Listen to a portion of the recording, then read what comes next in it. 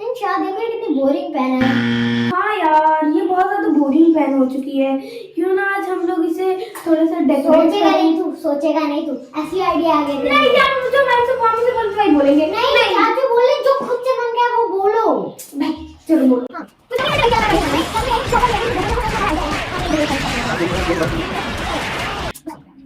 इन शादियों को ये कितनी बोरिंग है।